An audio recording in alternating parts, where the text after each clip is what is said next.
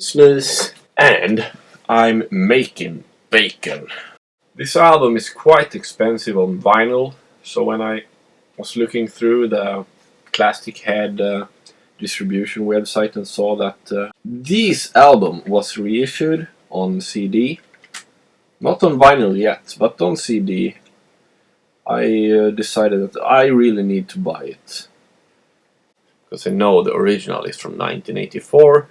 They're from USA. There's another band called Vice from Germany. I have 2 of their albums. I don't know if they made any more. This is another band. You know, before the days of internet, you know. Oh, I'm so old, you know. It was very hard to know what band names were taken. Performed by Emil Busk. Vocals! Hello there, friend!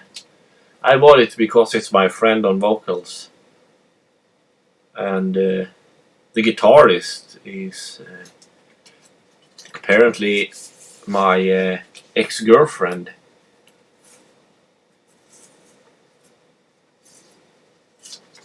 So those who know me already know what band this is. Source, Spelling Swords. Peter Criss solo album, mostly known as the worst of the 4 solo albums all the members did release on the same day. So here's a fun one. Doomsday News 3. I have the vinyl, and I think the CD have a whole bunch of more tracks, but I'm not sure. I have this concert by Kreator on videotape, and it's okay. Tankard, I don't have much by them. I have their 2 demo tapes. I'm not yet a big fan or so. I have 2 of their albums as well. But this one, it's quite interesting. Sabbat. Their concert tape from this event was one of the first videotapes I bought when I started collecting metal on videotape, you know. And I don't have any of their albums, but that concert is one of my favorite concert recordings ever. It's actually brilliant. I only listened to them on that videotape. It's truly brilliant. Truly brilliant live concert. Great energy, great stage presence, and I mean, they are all over the place.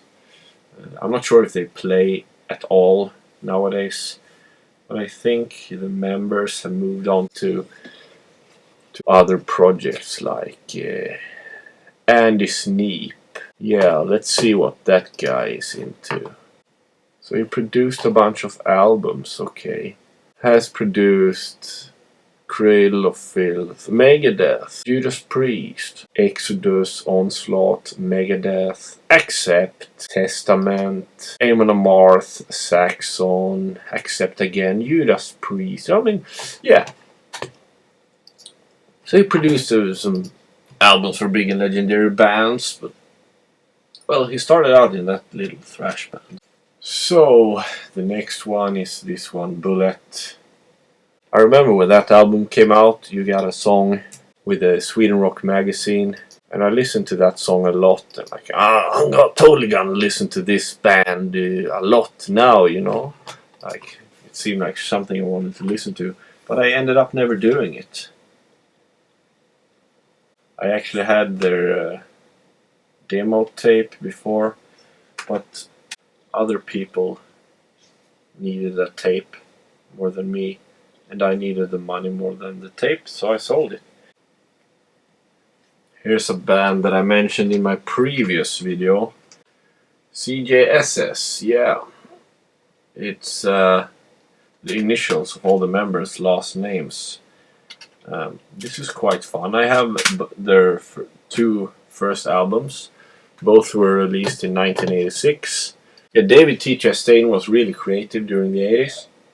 He had his own band, Chastain, and he had his other own band, CJSS, and he had his solo project with instrumental music. So I haven't really looked into it, how many albums he made during the 80s, but I would assume like 12.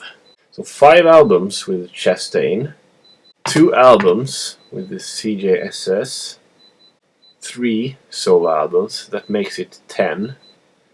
And then he also recorded an album with Mark Shelton.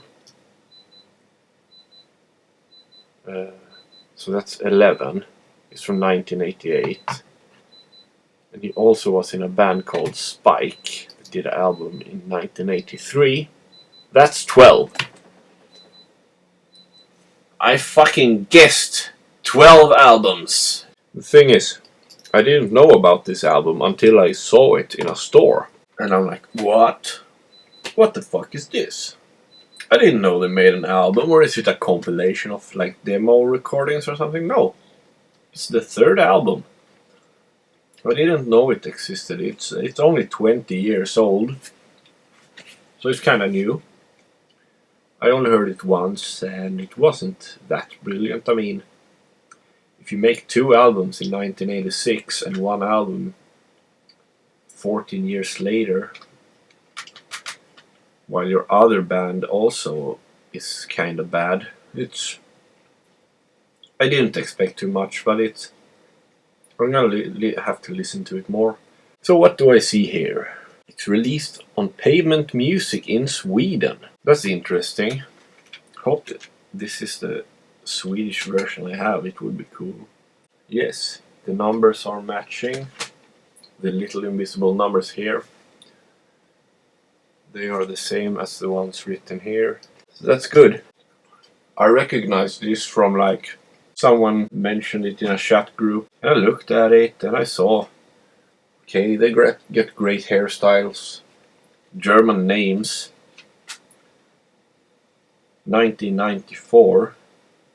A German band from 1994. Well, can it be anything else than 80s music? Hell no. You know, 80s hard rock never died in Germany. Their hairstyle and their sound is just straight from the 80s. I've only heard the album once, but I was really impressed. I mean, most German bands didn't do anything with their sound during like the dark ages, you know, from 1991 to 1996, when metal wasn't what it was before. This band is so fucking great. Mindless Sinner. I mean, holy fuck. I have all their albums now. This was the last piece. I don't have their live album because I saw the actual concerts where the live album was recorded, and sure, it would be fun to have the live album, but it's just one album. And talking about live albums, I actually prefer double live albums in a nice gatefold sleeve. Hopefully they make a double live album someday, but for now I'm pleased with having all their studio albums, and I'm really looking forward to hearing this album. I haven't heard it at all. You know, when a band is really good, there's no need to listen to the albums before buying. So now, and I also have to say about this album, Rock and Roll. So that was the first, at least what I can remember, the first album with a ballad. I can't remember any earlier ballad than Love Me Forever. Maybe it doesn't count as a ballad. Maybe it just counts as a slow song. I think this album is more even than Orgasmatron, but I would say that Orgasmatron have higher peaks. I mean, the best songs on Orgasmatron is probably, at least for me, better than the best songs on this album. I would say that this album as a whole is more even, which is also something that gives this album a big plus. I mean, there is no songs that I would skip